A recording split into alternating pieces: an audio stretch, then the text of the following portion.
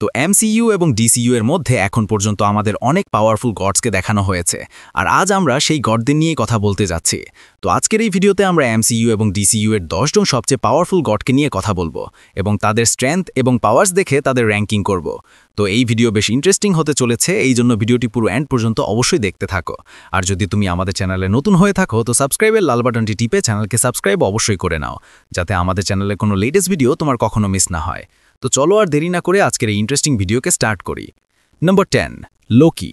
তো লোকি হলো god of mischief, যে থরে সৎ ভাই এবং ওডিনের অ্যাডপ্টেড সান।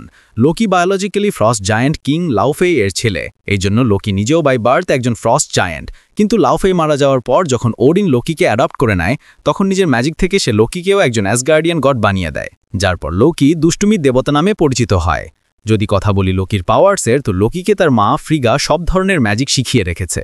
এই জন্য লোকি টেলিপোর্টেশন, টেলিকেনেসিস এবং ট্রান্সমিউটেশন সবকিছু করতে পারে। সাথে সে কখনো সোর্ড সামন করে কারোর সাথেও ফাইট করতে পারে। লোকি ম্যাজিকের সাথে সাথে হ্যান্ড টু হ্যান্ড কম্ব্যাটেও ট্রেনিং নিয়ে রেখেছে, এই জন্য সে ফাইটিং টেকনিক্সেও এক্সপার্ট এবং প্রয়োজন পড়লে হ্যান্ড টু হ্যান্ড ফাইটও লড়তে পারে। এর বাইরে এখন লোকি সিরিজকে দেখার পর আমরা লোকির আরও অনেক দারুণ অ্যাবিলিটিসকেও জানতে পেরেছি, যেমন ইমেজ প্রজেকশন এবং মাইন্ড কন্ট্রোল। নম্বর 9, খুনসু। তো খুনসু হলো একজন ইজিপশিয়ান মুন গড, যে ইজিপশিয়ান মিথোলজি কোডিং রাতে ট্রাভেল করা লোকেদের প্রোটেকশন দেয়। খুনসু একজন খুবই পাওয়ারফুল গড, যার কিছু বেসিক পাওয়ার্স আছে: super strength, durability, healing factor, magic manipulation এবং ইমমর্টালিটি। খুনসু মিস্টিক্যাল এনার্জিসকে ম্যানিপুলেট করতে পারে, দিনকে রাত বানাতে পারে, টেলিপোর্টেশন করতে পারে, টেলিপ্যাথি করতে পারে, কারো ইঞ্জারিকে ঠিক করতে পারে। আর তো আর লুনার কাইনেসিস অ্যাবিলিটির কারণে খুনসু মুন বা মুন রক থেকে তৈরি জিনিসগুলোকেও কন্ট্রোল করতে পারে। কিন্তু খুনসুর সাথে একটা প্রবলেম আছে, আর সেটা হলো মুন গড খুনসু আর্থের উপর ডিরেক্টলি কিছু করতে পারে না, বরং তাকে নিজের পাওয়ার্সকে সঠিকভাবে ইউজ করার জন্য একটি অবতারের প্রয়োজন হয়। আর কারেন্টলি খুনসুর অবতার হলো মুন নাইট, অর্থাৎ মার্ক স্পেক্টর, যে একবার নিজের মুন নাইট ফর্মে ট্রান্সফর্ম হওয়ার পর মুন গড খুনসুর সব পাওয়ার্সকে অ্যাক্সেস করে নেয়, আর এরপর তাকে নিজের হিসেবে ইউজ করতে পারে। Number 8, wonder woman. তো ওয়ান্ডার ওম্যান অর্থাৎ ডায়ানা গ্রিক গড জিউসাসের মেয়ে, যাকে জিউস নিজের হাতে ক্রিয়েট করেছে। এই জন্য ওয়ান্ডার ওম্যানকে ডেমিগড বলা হয়। তার সাথে ওয়ান্ডার ওম্যান একজন অ্যামাজন ওয়ারিয়ার, থ্যামিসগিরা থেকে ওয়ারিয়ারের ট্রেনিং নিয়ে রেখেছে সে। ওয়ান্ডার ওম্যান সুপার হিউম্যানলি খুব স্ট্রং, খুব ডিউরেবল, খুব ফাস্ট মুভ করতে পারে, আর যে কোনো ধরনের ওয়েপন্সকে ইউজ করতে পারে। ওয়ান্ডার ওম্যান এত বেশি পাওয়ারফুল যে সে মিলিটারি ট্যাঙ্কস আর আর্মার্ড ভেহিকেলসকেও খুবই সহজে তুলে নিতে পারে, আর তাকে অনেক মাইলস দূরে ছড়িয়ে ফেলতে পারে। ওয়ান্ডার ওম্যান এত ফাস্ট হয় যে সে গান থেকে বের হওয়া বুলেট থেকেও দ্রুত মুভ করতে পারে। এর সাথে ওয়ান্ডার ওম্যানের কাছে ম্যাজিক্যাল ব্রেসলেটসও আছে, আর নিজের এই ম্যাজিক্যাল ব্রেসলেট থেকে ওয়ান্ডার ওম্যান খুব পাওয়ারফুল শক ওয়েভও ক্রিয়েট করতে পারে। আর এই শক ওয়েভস এত পাওয়ারফুল যে কনক্রিট থেকে তৈরি বিল্ডিংসকেও ডিস্ট্রয় করতে পারে। এই জন্য এই শক রিজনসের কারণে ওয়ান্ডার ওম্যান ডিসি ইউনিভার্সের সবচেয়ে পাওয়ারফুল বিংসের মধ্যে একজন। Number 7, arrays. তো গড অফ ওয়ার অ্যারেস হলো জিউসের ছেলে, যাকে ডিসি ইউনিভার্সে একজন ওল্ড গড বলা হয়েছে। অ্যারেস এত বেশি পাওয়ারফুল যে ওয়ার অফ দ্য গডসের সময় প্রায় সব ওল্ড গডসকে মেরে দিয়েছে, আর নিজের ফাদার জিউসকেও সম্পূর্ণভাবে আহত করে দিয়েছিল। একজন গড হওয়ার কারণে অ্যারেসের কাছে সব গড লাইক পাওয়ার্স আছে, যেমন godlike strength, godlike durability, super speed, enhance stamina এবং অ্যাডভান্সড হিলিং ফ্যাক্টর। অ্যারেসের ফিজিক্যাল স্ট্রেংথ এত বেশি যে সে জিউসের ডিভাইন লাইটনিং অ্যাটাককেও সার্ভাইভ করে ফেলেছে, আর তার ইঞ্জারিকেও হিল করে ফেলেছে। এর সাথে আমরা অ্যারেসকে লাস্ট টাইম ওয়ান্ডার ওম্যানের মুভিতে দেখেছিলাম, যেখানে আমাদের এরকম দেখানো হয়েছিল যে অ্যারেস ওয়ান্ডার ওম্যানের হাতে মারা গেছে, কিন্তু এটা এখনও ক্লিয়ার হয়নি যে অ্যারেস আসলে মারা গেছে নাকি বেঁচে আছে। এই জন্য এরকম হওয়ার সম্ভাবনা খুব বেশি যে অ্যারেসকে আবার ডিসি মুভিতে দেখা যাবে, কারণ যদি ডিসি কমিক্স মানা হয় তো ডিসি কমিক্সের ভেতরে অ্যারেস ওয়ান্ডার ওম্যানের থেকেও অনেক বেশি পাওয়ারফুল, তাকে এত সহজে মারা ইম্পসিবল। নম্বর 6, স্টেপেনওলফ। তো স্টেপেনওলফ একজন পাওয়ারফুল নিউ গড, যে ডার্ক সাইডকে সার্ভ করে। স্টেপেনওলফ এত পাওয়ারফুল যে সে নিজের প্যারাডিমন্স আর্মির সাথে অনেক প্ল্যানেটসকে কনকোয়ার করেছে। স্টেপেনওলফ প্রায় হাজারো বছর থেকে ফাইট লড়ে এসেছে, এই জন্য তার কাছে ওয়ার্ডস লড়ার আর জেতার অনেক এক্সপিরিয়েন্স আছে।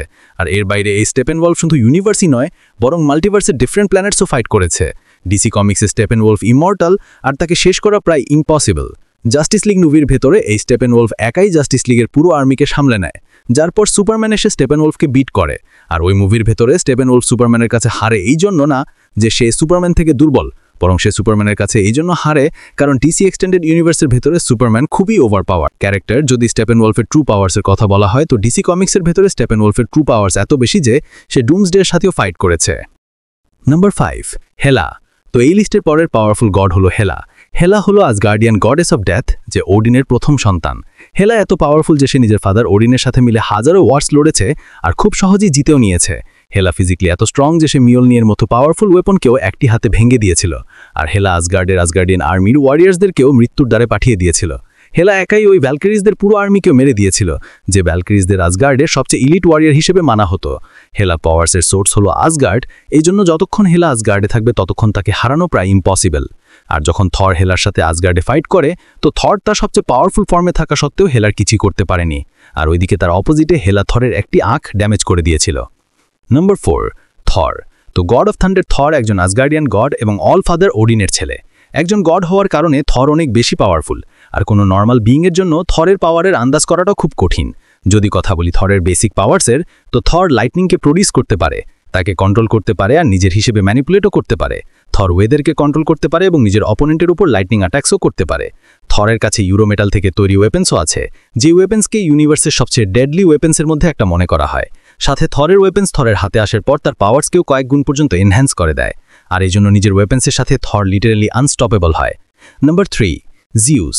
তো জিউস একজন গ্রিক গড, যাকে গ্রিক মিথোলজিতে god of the sky, god of the weather বা গড অফ হেভেনও বলা হয়।